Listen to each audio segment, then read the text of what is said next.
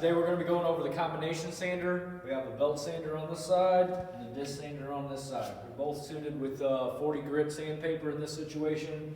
You can vary the grit to lighter or more coarse grit depending on what belt or disc you put on there. The disc sander, just because of its orbiting or rotational motion, is going to be a little bit more aggressive than the belt when sanding. Okay? Anytime we're sanding on the belt or the disc, we're always going to make sure that our stock is in contact with the table, or if we put a miter gauge or some type of jig in one of these miter gauge slots, we're going to make sure it's firmly against that. So once again, it always has to be in contact with the table. We never want the stock up off the table, sanding it freehand. We always want some type of foundation for the stock to be resting against. Anytime we're sanding on both of these, the disc or the belt, we want to make sure we're applying light pressure, light even pressure, and constantly moving across the surface to prevent any buildup. As you can see here in the disc here, it has started to be clogged. So I'm going to show you, we can clean that with a natural rubber block. I'm going to turn the machine on. I'm going to take this block and move it back and forth.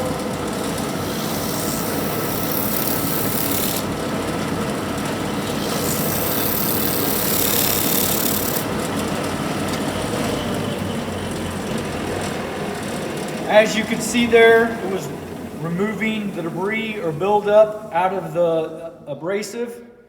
As you could tell, I was only working from the center point to the left of the disc. That's because it's in the downward motion. The disc is spinning in this direction, so we always want to work from center to the left-hand side of the disc so that the disc is always pressing our stock down against the table. If we're working a stock on this side, we'd be constantly trying to lift the stock up, so we only want to work from the center to the outside left radius of the disc. As already noted, both of these are extremely aggressive with the grit that are on there. It's a very coarse grit. If at any time you would get your finger, knuckles, any part of your hands against this, is going to very quickly remove the material and creating an abrasive scratch or burn on the surface of your hand. At all costs, we're going to keep our fingers away. There are certain situations where we get fairly close in proximity. You have to be very cautious to where your hands are and not getting them in contact with the disc or the belt. As you guys can see here, this would be like a bandsaw cut. As you can see on the bandsaw, what I'm doing is I'm leaving the line. So I'm cutting and leaving the line. Here, as I would come over either to the disc or the belt, we're going to use these on outside cuts, both of these when sanding, and we're going to sand down to the line. Once again, light even pressure back and forth across the abrasive. So I'm going to start here on the belt. I'm going to turn it on, wait for it to reach maximum speed. In contact with the table, light even pressure back and forth across the belt, sanding it down to my desired line.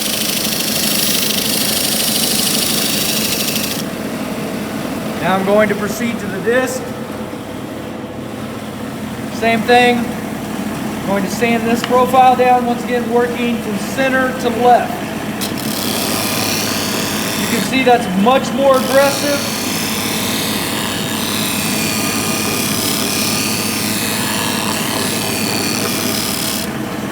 Much more aggressive, allowing me to sand down to my line. What we do not want to use this for is to cut notches or something into your board. So say you needed to remove a piece of material and take like this notch out. You are not going to come in here on the sander and sand in using the edge of the belt or disc. This is a no. You do not do this to remove this material.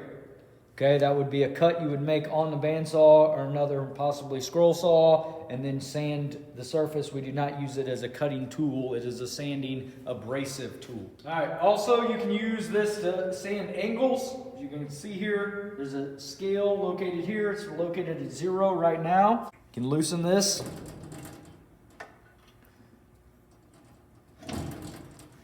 Rotate it down to whatever your desired angle is. Tighten it back up, and then sand at that angle. You can do the exact same thing with the disc.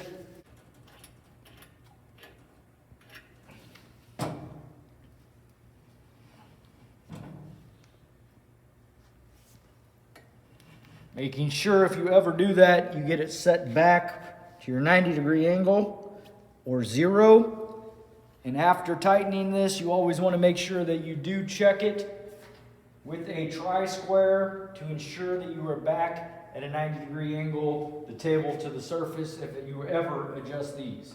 You can also make jigs that ride within the miter gauge slot. This is a predetermined 45, so I could sand the end of my 45-degree cut using the miter gauge if you did not want to drop the table down. And once again, this also fits within the belt sander as well. The distance from the belt to the miter gauge slot is exactly the same, both on the belt and the disc sander. Some people have a tendency to take this top portion off, this cover, this is a safety feature that should not be removed. But some people elect to take this off and use this rounded surface to sand inside arcs. That should not be done. There's a specific tool made for doing that, which is referred to as the spindle sander, which we are going to address next. We also want to make sure we are evaluating our belts before using them. I also want to inspect the sides of my belts, making sure that there's no frayed or broken areas there when sanding. We also do not want to come and try to sand off or chamfer the corner of our material. As you can see here, there's a seam right here in the belt. If you catch that seam with that corner, you can blow the belt off. Okay, so once again, it's not used for cutting into the material or knocking down the corner or the edge of the piece of material. There are tools and machines made for doing that process. The spindle sander, this actually oscillates and goes up and down, spins and goes up and down as it sands. This wheel over here allows you to angle the spindle sander so you can sand at angles as well. If you're going to do that, you have to remove and replace this with a different slotted insert. So this spindle sander here has a smaller diameter. I'm going to sand this, so I'm going to put a little bit larger diameter on there and show you how to replace this. Basically, take this nut off the top. These vary a little bit depending on the diameter. This particular one, the smallest diameter that we have here, is basically sleeved with a metal sleeve on the inside, and it's the exact size of it. As you get larger, you look down in here. You see there's some slotted inserts depending on the diameter you're doing. I want a vertical sand with no angle on this, so I'm going to find one of these inserts that match the diameter of the sleeve that I'm going to be utilizing. I'm just going to go ahead and go with this large diameter.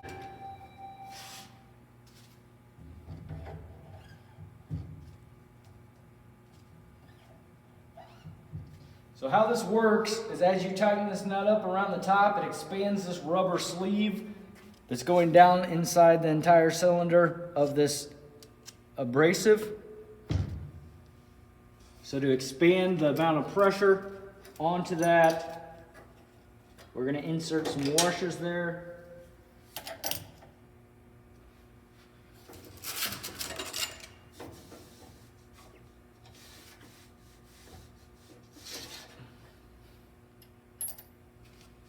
Now, if you're working with that smaller one, you have to make sure that you put this insert on prior to, or the nut will not fit down over the nut.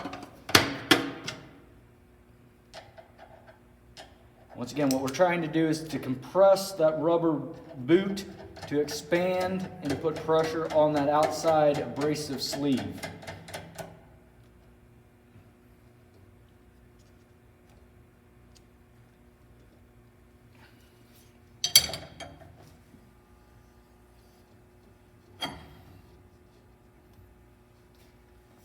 You really don't want to over tighten that.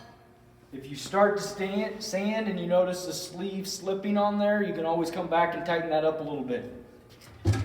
Here's the switch right here. Same thing. We don't want to come in contact with the abrasive on this, just like the disc and belt sander. It will remove your skin fairly quickly. Once again, I'm sanding to this inside circle, going against the rotation of the sander.